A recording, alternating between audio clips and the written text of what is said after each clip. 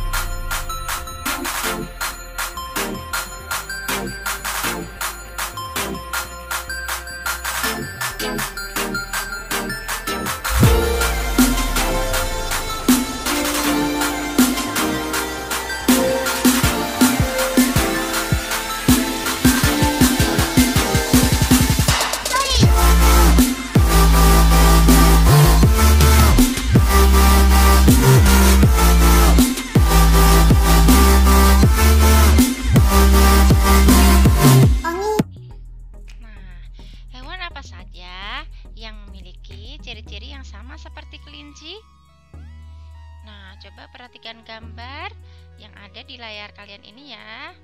Yang pertama, hewan yang memiliki ciri-ciri yang sama seperti kelinci adalah kuda. Yes, yang kedua, keledai. Ada babi juga. Terus anjing, kambing, domba, sapi, dan kucing. Di dalam gambar ini teman-teman hampir semuanya memiliki ciri-ciri yang sama seperti kelinci ya teman-teman, kecuali ayam ya, sama-sama mempunyai bulu ya, sama seperti kelinci.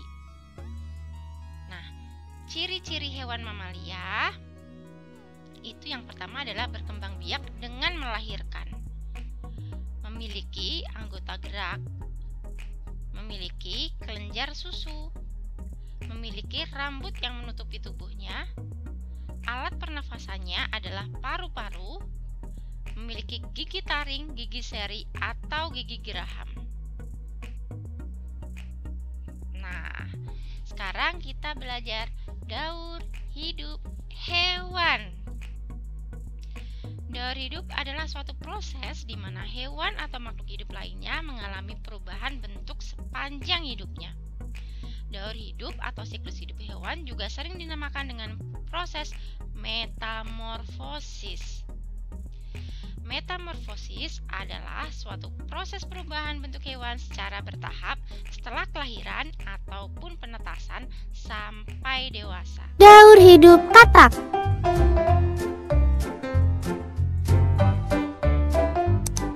Teman-teman Smart Point, tahukah kalian daur hidup katak seperti apa ya? Katak berkembang biak dengan cara bertelur di dalam air. Telur-telur itu akan menetas setelah kurang lebih 10 hari. Telur itu menetas menjadi berudu yang hidup di air. Oleh karenanya, berudu memiliki insang, alat pernapasan untuk bernapas di dalam air seperti pada ikan. 3 minggu kemudian, insang pada katak akan tertutup oleh kulitnya. Kemudian tumbuhlah kaki belakang. Pada usia 8 minggu, berudu berkaki berubah menjadi katak yang berekor. Ekor itu kemudian akan memendek dan ia bernapas dengan paru-paru. Setelah pertumbuhan anggota tubuhnya sempurna, katak akan berubah menjadi katak dewasa. Kita ulangi sekali lagi daur hidup katak ya teman-teman. Katak bertelur, menetas menjadi berudu, kemudian tumbuhlah kaki belakang, berudu berkaki berubah menjadi katak yang berekor, katak dewasa. Selamat belajar. Nah, itu dia video daur hidup katak teman-teman, dimana pada mulanya katak itu adalah bertelur, katak dewasa bertelur ya, telurnya berubah menjadi kecebong tanpa kaki, terus kecebong berkaki, katak berekor, dan katak dewasa ya. Kalau waktu masih hidup di air, kataknya bernapas dengan insang teman-teman. Kalau sudah menjadi katak dewasa, bernapasnya pakai paru-paru dan kulit.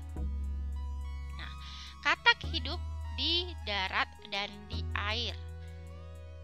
Katak bertelur di air, telur menetas menjadi berudu atau kecebong, berudu bernafas dengan insang, berudu berkembang biak menjadi katak berekor, katak berekor akan tumbuh menjadi katak dewasa, ekor katak akan menyusut dan menghilang.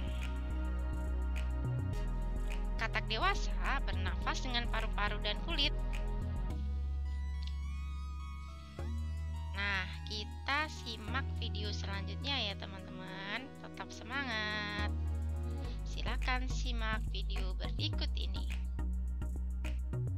Nyamuk mengalami metamorfosis sempurna. Sebab di dalam proses metamorfosis yang terjadi, nyamuk akan melewati 4 tahap perubahan. Berikut ini penjelasannya. Tahap pertama, stadium telur. Tahap metamorfosis nyamuk diawali dari proses pembuahan sel telur nyamuk betina yang dilakukan oleh spermatozoa nyamuk jantan yang kemudian menghasilkan zigot. Pembuahan akan menghasilkan telur dan telur akan diletakkan di permukaan air yang dilakukan induk betina. Untuk permukaan air yang digunakan sebagai habitat telur nyamuk adalah perairan tenang serta memiliki kelembaban yang tinggi. Namun, pemilihan air juga tergantung dari masing-masing jenis nyamuk.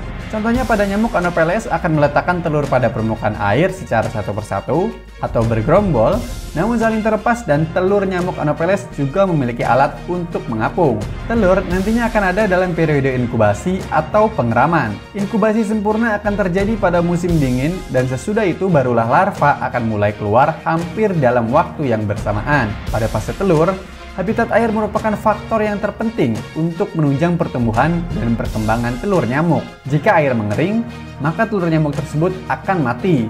Biasanya, fase telur ini akan terjadi selama 2-3 hari dan akhirnya akan menetas menjadi larva. Tahap kedua, stadium larva. Sesudah telur nyamuk menetas, maka larva nyamuk yang disebut dengan jentik akan keluar dari cangkangnya, kemudian akan tumbuh pada permukaan air. Di dalam proses tersebut, akan terjadi 4 tahap pertumbuhan selama 7-10 hari, sampai akhirnya ada di tahap metamorfosis nyamuk yang berikutnya, yakni pupa.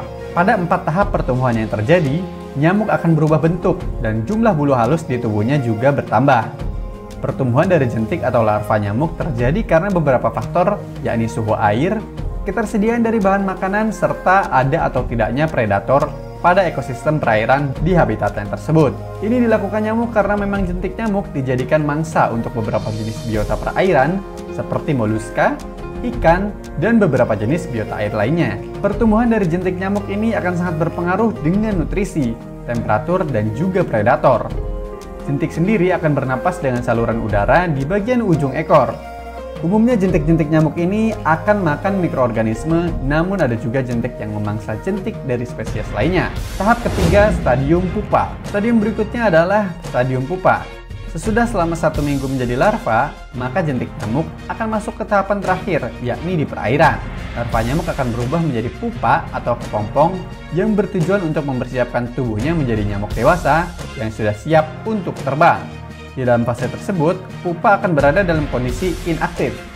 Namun meski dalam kondisi inaktif, fungsi dari fisiologis penapasan nyamuk masuk tetap berfungsi. Nyamuk masih menyerap oksigen dari udara lewat corong nafas di bagian atas pupa. Fase pupa biasanya akan terjadi selama 12 hari. Selama beberapa hari tersebut, sayap halus akan mulai terbentuk yang nantinya akan dipakai untuk terbang dalam fase metamorfosis berikutnya. Tahap terakhir, stadium nyamuk dewasa. Sesudah fase pupa yang terjadi selama 12 hari, maka seekor nyamuk dewasa sudah siap untuk terbang dan menghisap darah manusia. Nantinya, nyamuk akan memiliki salah satu dari 2 jenis kelamin, yakni nyamuk jantan dan nyamuk betina. Untuk nyamuk jantan umumnya akan lebih dulu keluar dari pupa dibandingkan dengan nyamuk betina. Jika nyamuk jantan dan betina sudah sama-sama keluar dari pupa, maka nyamuk akan melakukan proses kawin dan nyamuk betina akan beristirahat selama 2 hari sebelum mulai mencari darah. Nyamuk yang cukup dewasa serta siap terbang sudah memiliki organ yang lengkap. Tahap keluarnya nyamuk dari kepompong ini adalah tahap yang paling penting sebab nyamuk harus keluar dari air tanpa melakukan kontak langsung dengan air, sehingga hanya bagian kaki yang nantinya akan bersentuhan dengan permukaan air. Itulah penjelasan mengenai metamorfosis nyamuk. Semoga informasi ini bermanfaat dan menambah pengetahuan ya. Ya, itu tadi teman-teman proses daur hidup nyamuk ya. Nah, daur hidup nyamuk. Daur hidup nyamuk dimulai dari telur. Telur nyamuk berada di air. Telur menetas menjadi jentik-jentik atau tempayan. Jentik-jentik hidup dengan cara melayang di air. Jentik-jentik juga mendapatkan makanan di air. Jentik-jentik terus bergerak-gerak di air. Jentik-jentik itu kemudian tumbuh dan berubah menjadi pupa. Pupa tidak bergerak. Pupa dapat berpindah karena dorongan gerakan air. Selanjutnya, pupa berubah menjadi nyamuk. Nyamuk terbang ke udara. Nyamuk dewasa akan kembali ke air untuk bertelur. Beberapa jenis nyamuk meletakkan telurnya di air kotor. Ada juga yang meletakkannya di air yang jernih. Nah, perhatikan gambar berikut. Hewan apakah ini? Wah, ini adalah hewan lalat, teman-teman. Nah, berkembang biak dengan bertelur. Telur tersebut akan menetas dan menjadi larva atau belatung. Larva berkembang menjadi pupa. Pupa adalah sejenis kepompong. Setelah 4-5 hari, lalat akan keluar dari dalam pupa. Nah, metamorfosis lalat ini termasuk metamorfosis sempurna. Daur hidup atau metamorfosis adalah suatu proses perkembangan biologi pada hewan yang melibatkan perubahan penampilan fisik dan atau struktur setelah kelahiran atau penetasan. Metamorfosis sempurna memiliki suatu organisme dengan bentuk yang sangat berbeda antara satu fase dengan fase lainnya. Contohnya metamorfosis kupu-kupu dan metamorfosis lebah. Metamorfosis tidak sempurna tidak mengakibatkan perubahan bentuk yang terlalu drastis pada hewan yang mengalaminya. Contohnya kecoa, ada belalang, dan juga ada capung. Oke. Membuat poster. Poster adalah informasi penting yang ditulis singkat dan jelas. Poster berisikan gambar dan tulisan. Poster harus menggunakan bahasa yang mudah dipahami. Poster sebaiknya dikombinasikan dengan bentuk gambar agar lebih menarik. Jenis-jenis poster berdasarkan isinya. Contohnya sebagai berikut ya teman-teman. Nah, isinya mengajak kita makan, mengajak posyandu, dan menghimbau untuk cuci tangan. Nah, jenis-jenis poster berdasarkan tujuannya ada. Ini adalah contoh-contohnya ya teman-teman. Tujuannya untuk mencari teman yang hilang, terus untuk mengajak ikut pemilu, mengajak belajar, dan untuk poster menyemangati Sumpah Pemuda. Oke, sampai di sini dulu materi bahasa Indonesia. Kita lanjut ke materi selanjutnya teman-teman, materi PKN. Tetap semangat.